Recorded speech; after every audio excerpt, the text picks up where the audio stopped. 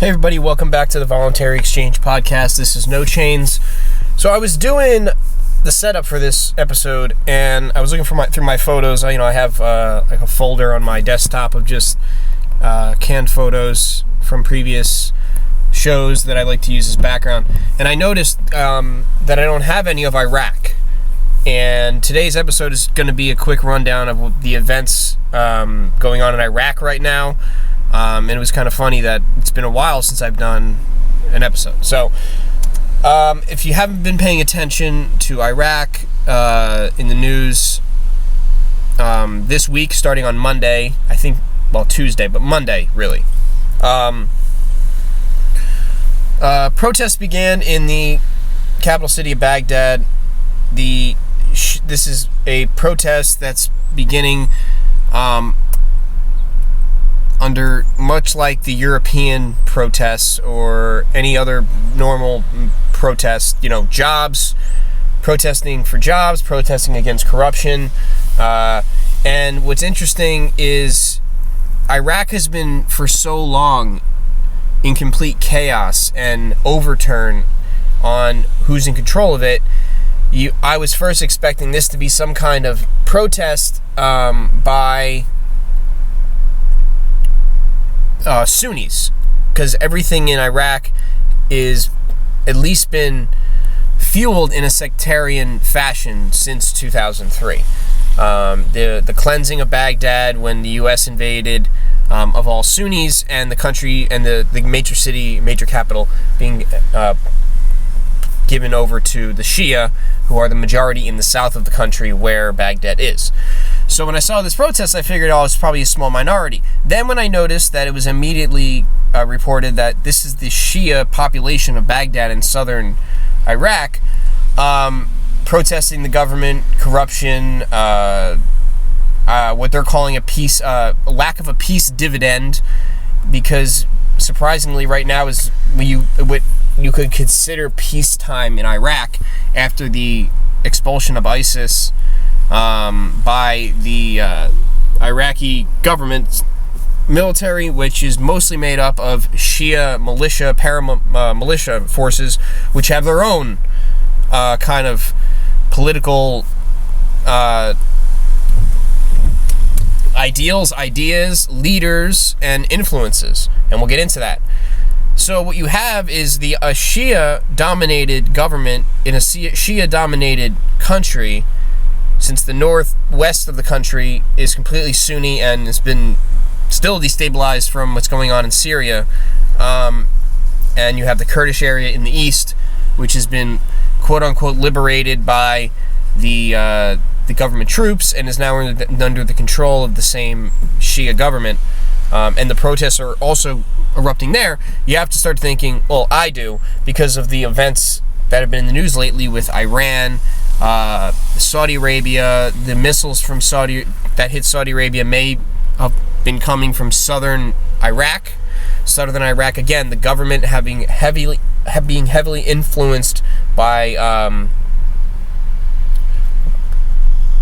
Iraqi nationals that are nationalist parties that are Shia in nature, and then there's also connections to Iranian parties in Iran, and that's just who the United States backed when we overthrew Saddam. At the same time, you have the United States on the ground in Iraq, bases everywhere, and you have Iran and Iraq and Iran and the United States in a proxy kind of tense situation going on right now.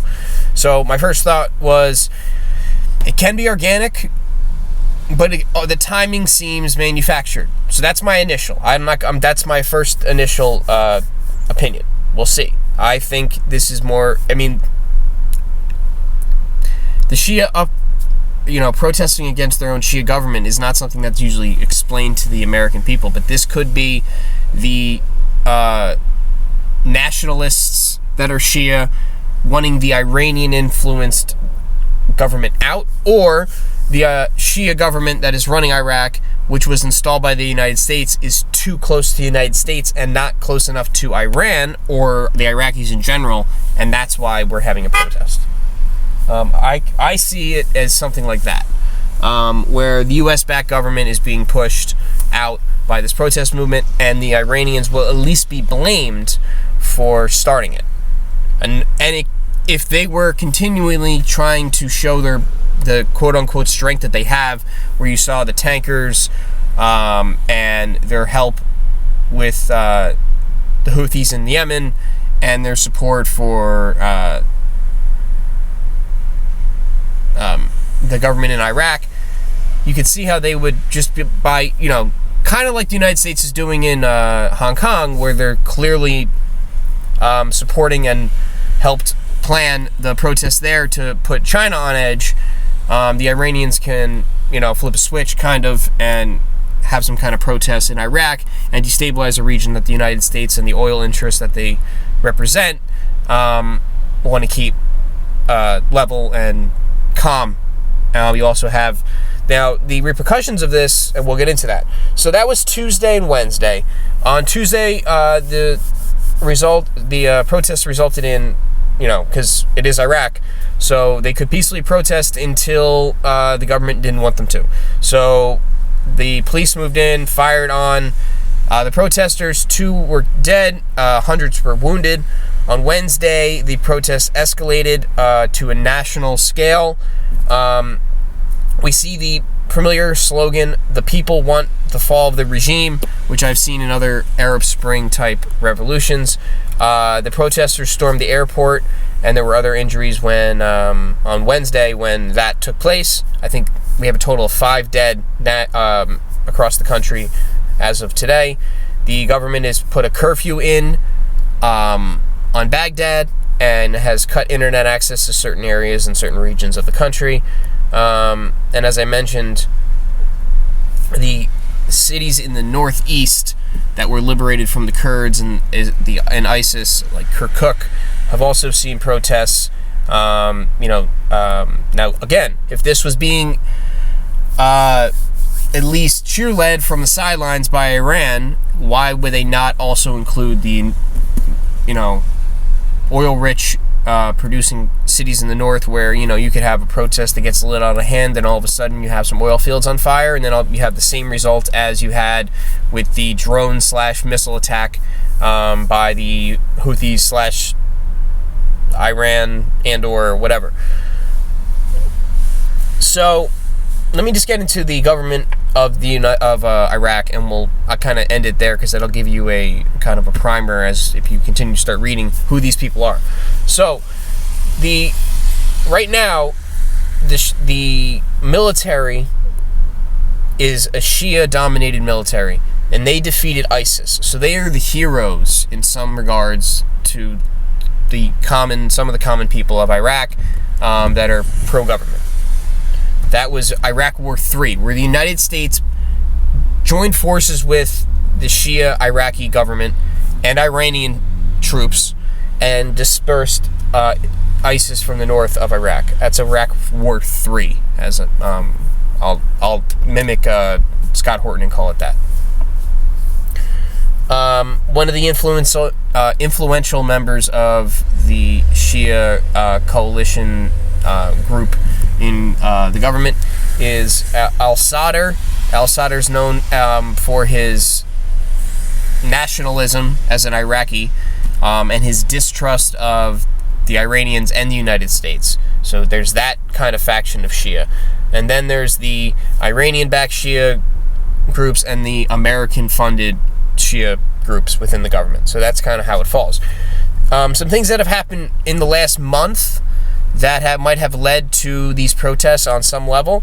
I'm not going to try to pronounce his name, but a war hero from the most recent Iraq war, a general in the Iraqi military, was removed as commander of the counterterrorism service, which the common folk will sees as somebody as a force that protected them from the insanity of ISIS. So that sparked some of the protests.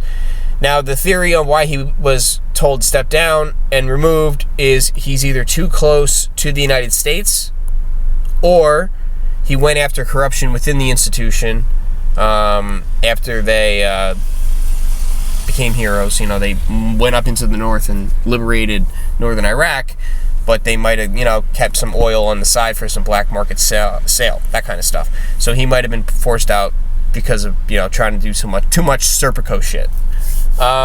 Then you have these paramilitary coalitions. There's one called Hashed with a D. It predates ISIS. It's probably remnants from the 2003 Shia paramilitary groups that cleansed Baghdad. On the 30th of September, law came down from the government that they needed to begin being integrated into the Iraqi military. They have representatives in parliament that are fighting this because they see themselves as an independent militia coalition that doesn't need to be controlled too much by the government.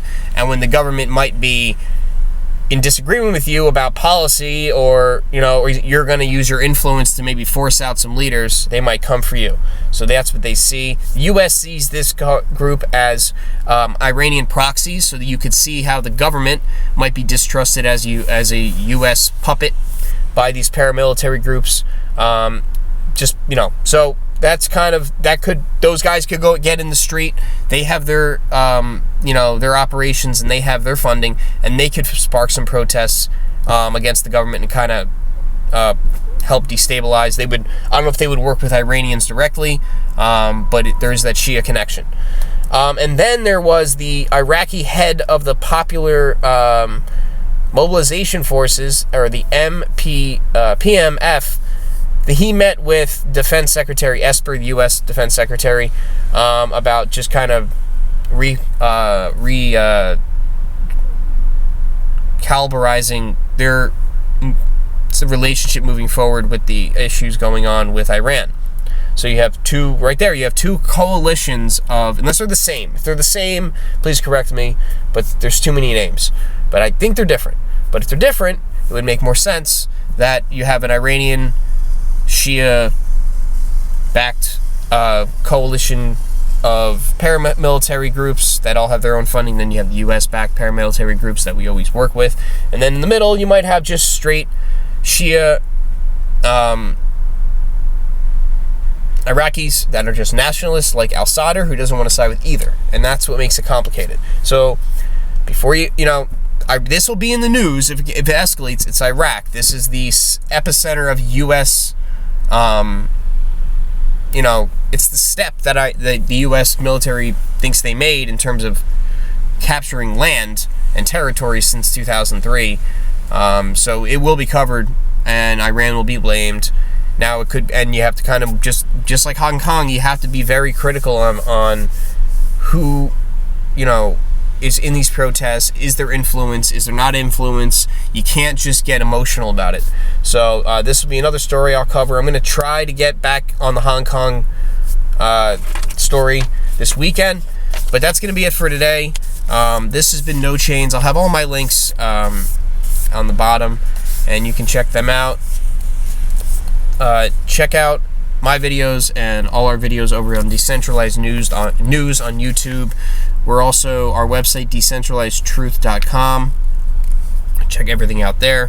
We also, our videos end up on BitChute. You can check us out there. We're also on minds.com. The Information War, you can find us under that hashtag there also. And if you use cryptocurrency, or you're looking for a more decentralized social media experience that's not, big tech, and you're not going to get, kicked off for your views, you can check us out over on 3Speak, which is a YouTube alternative kind of free speech platform for videos. And then that's on the Steem blockchain, STEEM, Steem blockchain. And that blockchain is used to kind of facilitate a whole social media atmosphere on the blockchain, where you're upvoting people's content, you're downvoting. You have some platforms that are more Twitter based. They look like they're Twitter. They look more Tumblr. It's more than just blogging, it's content. So you can check that out. Steemit.com. You can look for No Chains there. Also look for Truth Force and we both put up our videos, and we'll be trying to do weekly podcasts, just kind of sum up all our videos for the week and the stories coming the next week. So until next time, this has been No Chains Voluntary Exchange Podcast. I'll talk to you guys later.